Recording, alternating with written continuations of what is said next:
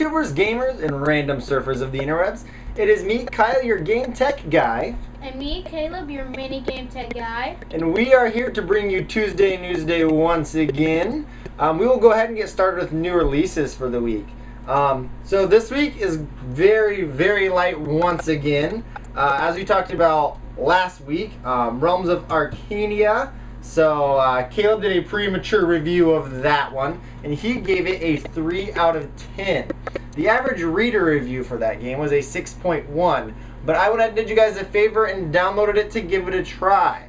I agree with Caleb more on this side, and I think a 3 out of 10 was a little bit generous, especially being compared to RPGs nowadays like Oblivion and Skyrim. For same comparative price, might as well get one of those guys there. We're going to go ahead and get started with premature reviews for the games next week, where we're actually looking forward to a few games for once this month. The first game is Persona 4 Arena, a 2D style fighting game based off the characters from the Persona series. A very, very popular RPG.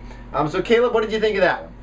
It doesn't really look that good because I didn't really like the graphics and it looks kind of old school, so I give it a 4 out of 10.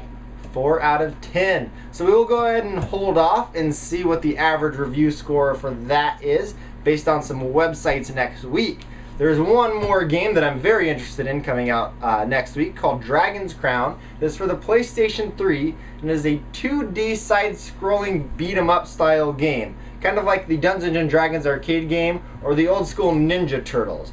This game looks very interesting to me, but let's see what Caleb thought about that game based off of its trailer. I didn't really like the character designs and there was too much going on the screen. So that would be a 3 out of 10. A 3 out of 10. We will go ahead and do the same thing with that game next week to see overall what was happening there. We're going to go ahead and move on to some news that was announced this week. It was pretty quiet once again, but Microsoft has announced, along with Sony, that their controllers are going to be $60.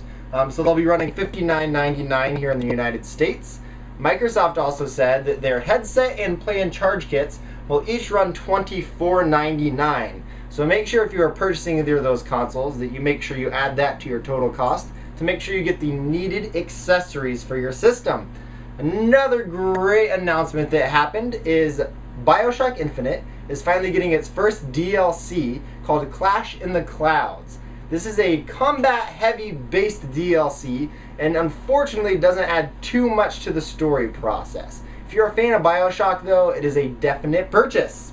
The other thing we're looking at is Halo Spartan Assault was released for Windows 8 PCs and Windows 8 phones. This is a top-down dual-stick shooter. A lot of negativity has been given from a lot of reviewers about the control schemes for the touchscreens. They say the PC version is much, much better, but it's definitely something you should look at if you're a fan of the Halo universe.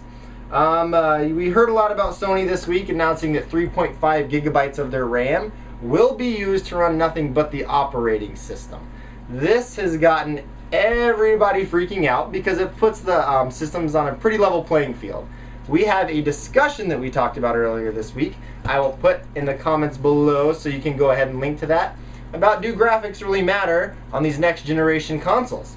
Very interesting topic. We also have a all-black 3DS XL that will be released in America beginning of this August, and also some announcements. Pokemon Shinies are coming again. They got Dialga that will be available at GameStop from August 19th through September 8th. Palkia is going to be September 9th through the 29th at GameStop as well. And Giratina will be the 30th of September through October 20th. That is about everything we got for him this week. So, game on!